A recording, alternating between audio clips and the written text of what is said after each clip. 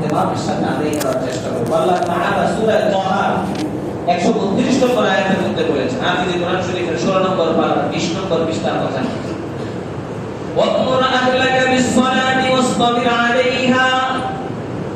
নবী আপনি আপনার পরিবার পরিজনকে নামাজের আদেশ করেন, আপনিও নামাজের উপর অটল থাকেন। লা নাসআলুকা রিজকা, নবী আমি আপনার কাছে রিজিক চাই না, রিজিক চাই না। নাহনু নারযুকুকা, নাহনু নারযুকুকা, আমি আল্লাহ বলতেছি। আপনি আপনার উম্মতকে বলে দেন, আপনার উম্মত আযান হওয়ার পরে মসজিদে আইসা নামাজে দাঁড়াইয়া তার এই কুদরতি, তার এই দামি কপালটাকে আমি আল্লাহর কুদরতি পায়ের মধ্যে রাখতে দেরি হবে। আমি আল্লাহ তার জন্য আসমান থেকে সম্মানের রিজিকের ফয়সালা করতে দেরি হবে না। এক নম্বর কাজ হলো নামাজটাকে ভালো করে ধরতে হবে। শুধু একা একা নামাজ পড়লে হবে না, নিজেও নামাজ পড়তে হবে, নিজের বিবিকেও নামাজি বানাইতে হবে, নিজের সন্তান সন্ততিকেও নামাজি বানাইতে হবে, পুরা পরিবারের প্রত্যেকটা মানুষকে নামাজি বানাইতে হবে। ইনশাআল্লাহ আল্লাহ এই ইবাদতের বরকতে শান্তির সাথে রিজিকের ফয়সালা করবে। সবাইকে নামাজি বানানোর চেষ্টা করি, এটা একটা গুরুত্বপূর্ণ দায়িত্ব। আমি বলি আপনার সন্তানকে আপনি নামাজি বানাইছেন, বলছো নামাজ তো করি, তুই রিজিকের ফয়সালা তো হয় না, এত সহজ হয়ে যাবে। সন্তানকে বানাইছেন কি নামাজ? চেষ্টা তো করি। কেমনে চেষ্টা করে? আমাদের বাবারা কিভাবে চেষ্টা করে জানেন? ফজরের নামাজের সময় কোলারে ডাক দেয়, এই ফজরের নামাজের সময় উঠ উঠ উঠ। আর কোলা তো ঘুমাইছে রাতে 2টা বাজে, 2:30 বাজে, 3টা বাজে। ইউটিউব শরীফ দেখতে ঘুমাইছে, ফেসবুক শরীফ সারা রাত ব্যবহার করেছে। এখন কি আপনার ঘুম ভাঙে? তো বাপের ডাকে ঘুম ভাঙছে, আব্বা উঠছি, আব্বা তো গেছে না মসজিদে, কোলা আবার ডাকতে গেল। তো বাপরে জিজ্ঞেস করলাম, আব্বা জান দায়িত্ব পালন করেছেন? হ্যাঁ হুজুর করছি না, আমি রেখে আসছি না, আমি আর কি করব? আমি বলি একটা বাবা সন্তানকে নামাজি বানানোর জন্য দায়িত্ব পালনের ক্ষেত্রে কেমন ব্যথা ভিতরে থাকতে হবে জানেন? আল্লাহ সেটার জন্য একটা মাপকাঠি বলেছে। সূরা তাহরিমের 6 নম্বর আয়াত, হাফিজ কোরআন শরীফের 28 নম্বর পারা 19 নম্বর পৃষ্ঠার শেষের দিকে আল্লাহ তাআলা বলেছেন, ইয়া আইয়ুহাল্লাযীনা আমানু কু আনফুসাকুম ওয়া আহলিকুম নার। এই বান্দারা তোমরা নিজেরা নিজেদেরকে এবং তোমাদের পরিবার পরিজনকে নার থেকে বাঁচাও। নার, নার, নার মানে আগুন, নার মানে আগুন। সবাই বলেন নার মানে কি? আগুন। আল্লাহ এটা বললো না জাহান্নাম থেকে বাঁচাও, বরং আল্লাহ বলে আগুন থেকে বাঁচাও, আগুন থেকে বাঁচাও। তাফসীরের কিতাবের মধ্যে আছে আল্লাহ আগুন থেকে বাঁচাও কেন বললো, জাহান্নাম থেকে বাঁচাও কেন বললো না?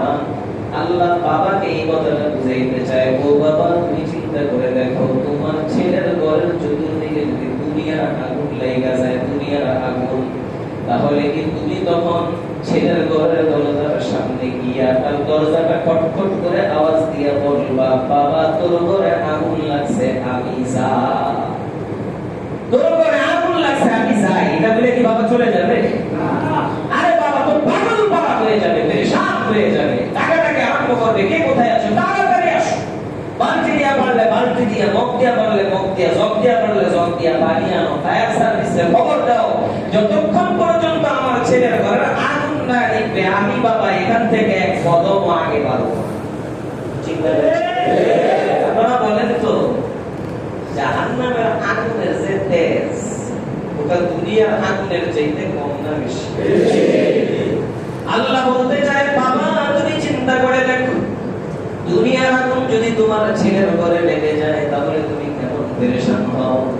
তোমার ছেলেটা নামাজ না পড়ার কারণে, আল্লাহ আল্লাহর হুকুম না মানার কারণে তার ঘরের চতুর্দিকে জাহান্নামের আগুন লেগে গেছে, জাহান্নামের আগুন। দুনিয়ার আগুন থেকে বাঁচানোর জন্য তুমি যতটুকু পেরেশান হও, জাহান্নামের আগুন থেকে বাঁচানোর জন্য কমপক্ষে এতটুকু পেরেশান হওয়া দরকার। এজন্য এক নম্বর নামাজটাকে ভালো করে ধরবো সবাই, শুধু একা একা না, বরং পরিবারের সবাই। বলেন একা একা না, পরিবারের সবাই। দুই নম্বর আল্লাহর কাছে বেশি বেশি গুনাহ মাফ চাও। যেটাকে আরবিতে ইস্তেগফার বলে। বেশি বেশি ইস্তেগফার করব। বেশি বেশি কি করব?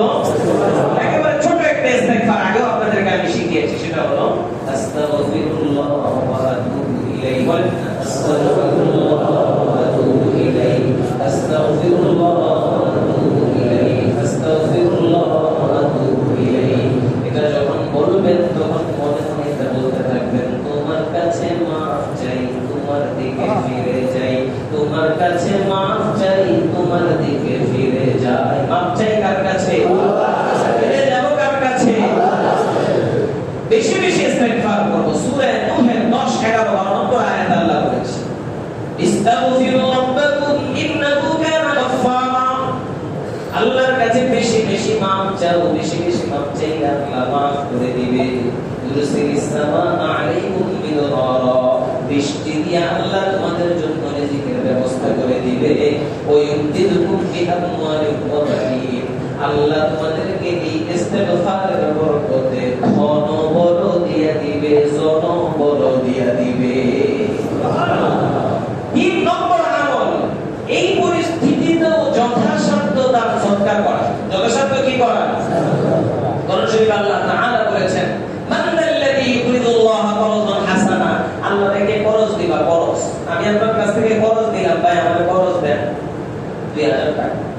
এর মানে এই টাকাটা আপনি আবার ফেরত পাবেন। বলেন আপনি পাবেন না? পাবেন না? তো আল্লাহ আমাকে করজ দিবা, এর মানে এটা আল্লাহ রাখা দিবে না, এটা আল্লাহ আবার ফিরায়া দিবে। তবে আল্লাহ সামান্য কইরা ফিরায় না। হাদিসের মধ্যে আল্লাহ নবী বলে, একটা উটের বাচ্চা যেমন আস্তে আস্তে আস্তে আস্তে আস্তে বড় হতে থাকে, আল্লাহর কাছেও ওই দানের সামান্য জিনিসটা বড় হইতে থাকে, হইতে হইতে কত বড় হয় আল্লাহ নবী বলে আমিও বলতে পারবো না, বা আরো সমান বড় হয় না, আরো কত বড় হয় আল্লাহই জানে। এত বেশি বানাইয়া আল্লাহ আবার বান্দার কাছেই ফিরায়।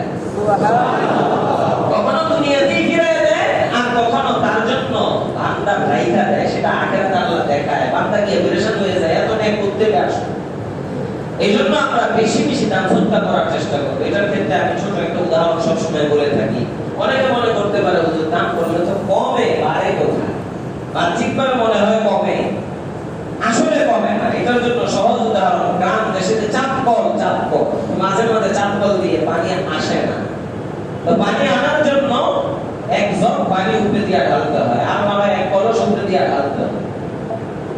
তো পানি তো এমনি নাই, আরো এক জগ উপরে দিয়ে ঢাললাম, আরো এক কলস উপরে দিয়ে ঢাললাম, তো বাহ্যিক ভাবে পানি কমছে না বাড়ছে?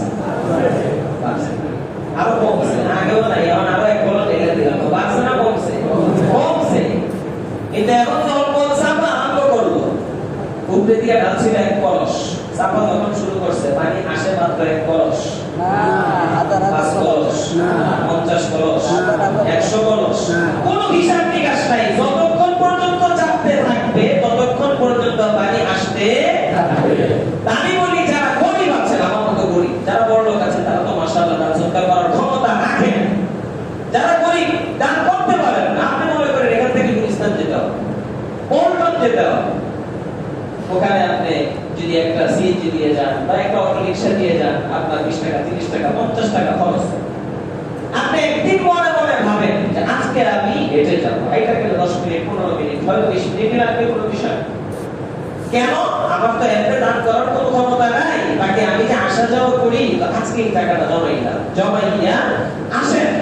আপনি যে কোনো একটা জায়গায় এসে একটা মসজিদে, একটা মাদ্রাসা অথবা একটা গরিব দুঃখীকে দেখে দান করে দেন। আপনি 30 টাকা 40 টাকা 50 টাকা যেটা সামর্থ্য আছে এটাই করেন। কইরা এবার বাবাকে সাবা আরম্ভ করেন। আল্লাহরে কেমনে চাপবেন? আল্লাহরে বলবেন, আল্লাহ আমার যতটুকু ক্ষমতা ছিল আমারটা আমি দেখাইলাম, তোমার যতটুকু ক্ষমতা আছে তোমারটা তুমি দেখাই। আল্লাহর ক্ষমতায় কোনো কমি আছে? এই 3টা আমল আমরা এখন সামনে রিজিকের সমস্যা সমাধানের জন্য বিশেষভাবে করব। 1 নম্বর, সবাই 5 ওয়াক্ত নামাজ জামাতের সাথে করব ইনশাআল্লাহ।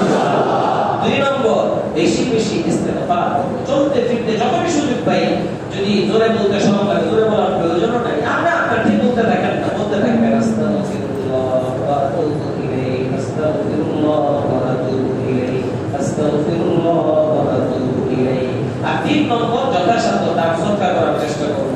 আল্লাহ পাক আমাদেরকে আমলগুলো করে রিজিকের সব সমস্যার সমাধান করে আল্লাহ খুশি করে দুনিয়া থেকে যাওয়ার তৌফিক দান করুন। আমিন। সরকারি একটা ঘোষণা,